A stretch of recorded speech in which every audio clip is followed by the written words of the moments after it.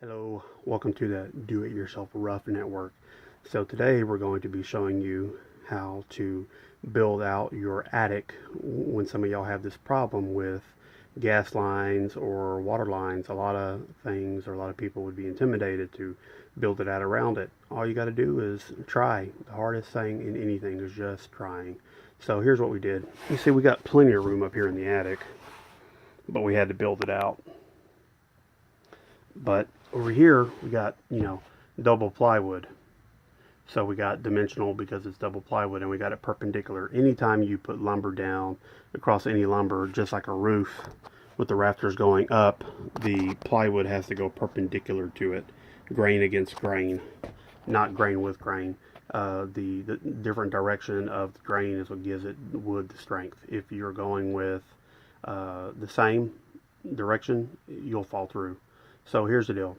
So we had a gas line and a water main coming in. So what we did was we boxed it out. They had the original home builder catwalk right here, which is a 2x4 with a 2x6 going across the rafters. What we did was put another 2x6 on the side, and you see we toe nailed it, with the screws on the side there into the rafters, and then we boxed in the top.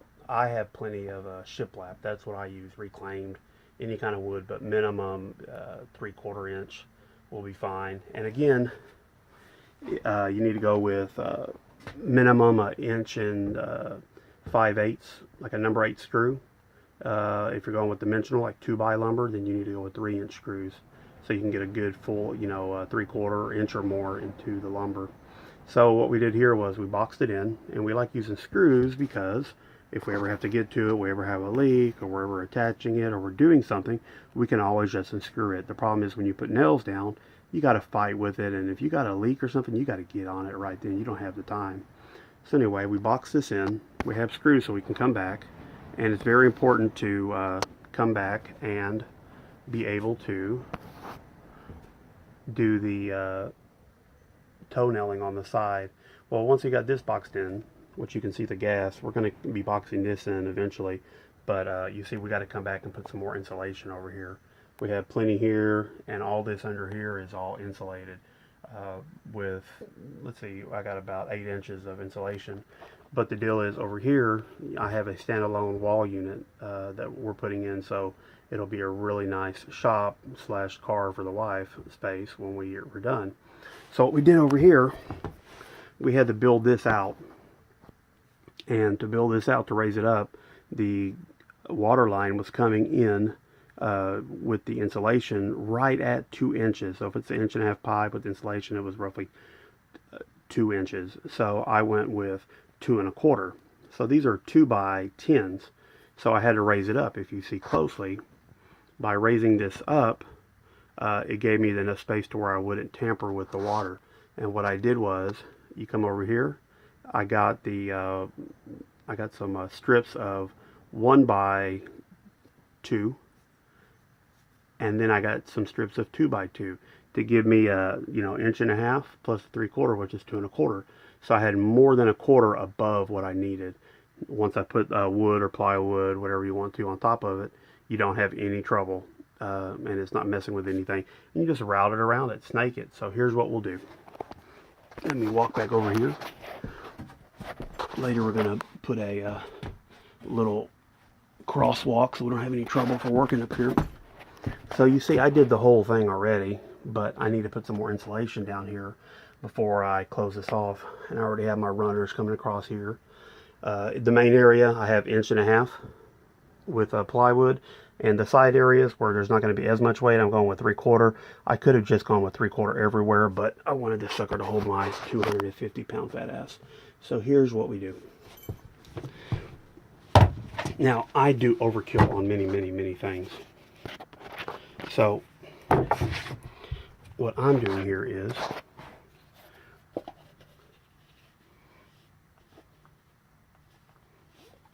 gluing this stuff down, which you don't have to. I like to, just to be a little extra safe.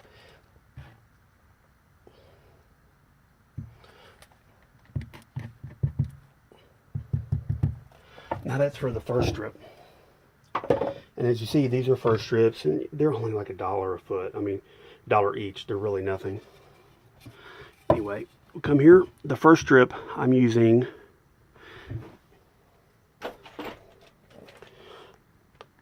8 and 5, 1 and 5/8 screws, which are perfect because you got 3/4 inch material. Well, that you still got almost an inch going into the joist underneath. So let's see how we can hold this here. Let's see here. I can zoom out without it looking like crazy. My lovely daughter didn't want to help video her fun dad.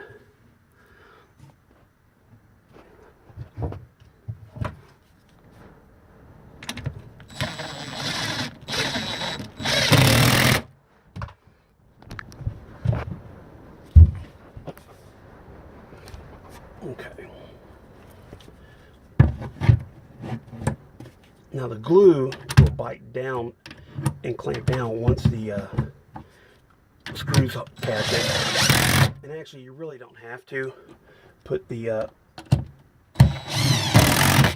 extra down, but I did because I want to have, I'm spacing out the screws to where on the 3 that I got going here, about every 10 inches that are into that, this bolting to that, once the glue catches, it will be one with the 2x10 joist. Well, coming here, you see I got 4 screws, which are actually alternating between the screws. You see the screws there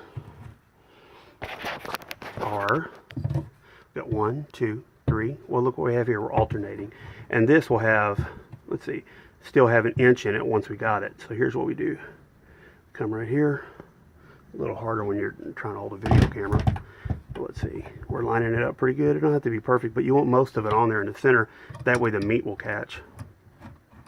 Okay, I'm going to have to set this down or I won't be able to get it. See if we can see what I'm doing. Hold on one sec.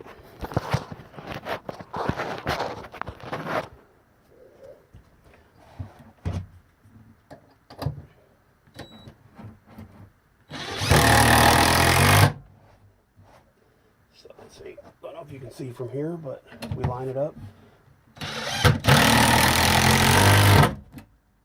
Oh, and before I put everything down, I pre-drill everything.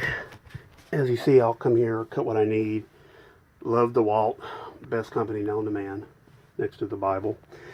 Anyway, we'll cut what we need, and then we'll pilot what we need with an 1/8 inch pilot drill bit. Then I'll come back and use my T25 bit on my impact. And you see, once you get it lined up, you just go to town on it. So let's get these other ones in here.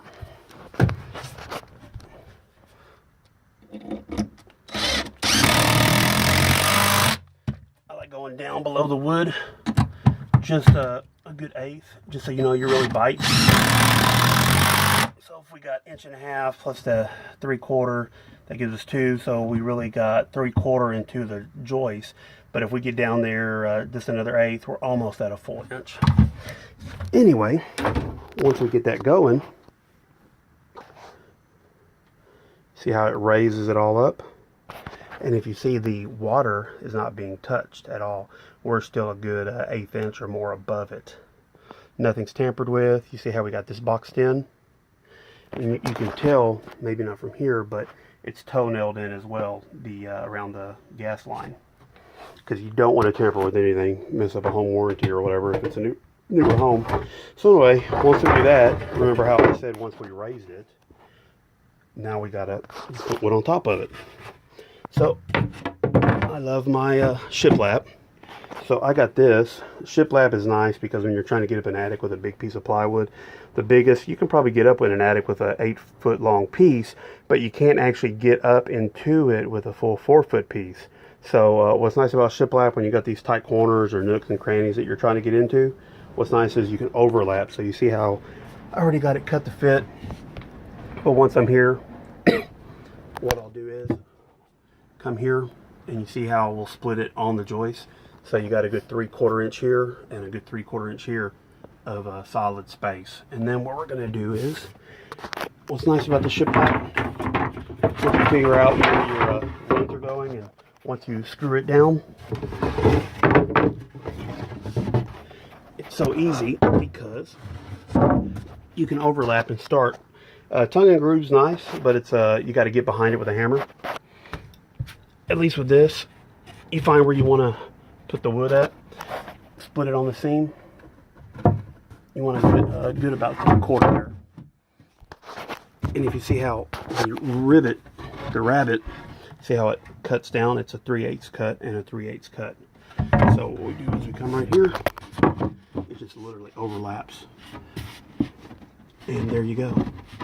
And then whenever you screw them in, we're going to screw in, but we screw in, I like to pilot, especially older reclaimed lumber like this, because it's a little brittle, dry. So what I'll do is I'll pilot prior, and then I'll drill. If not straight down, at least the first one where it's coming over the rabbet here, I'll come in at an angle, that way it pulls in this way, towards the prior lip. And that's pretty much how you do it. We're going to finish this up so Mama can be happy and put the Christmas stuff up here and have plenty of room and let her see what we're doing. So this is how you install and lift your joist to get over the gas line. If you like this video, please like and subscribe. We have lots of other YouTube helpful do-it-yourself videos, whether it's roofing in the trailers or changing out light fixtures, everything you could think of. Thank you. Hope this helped.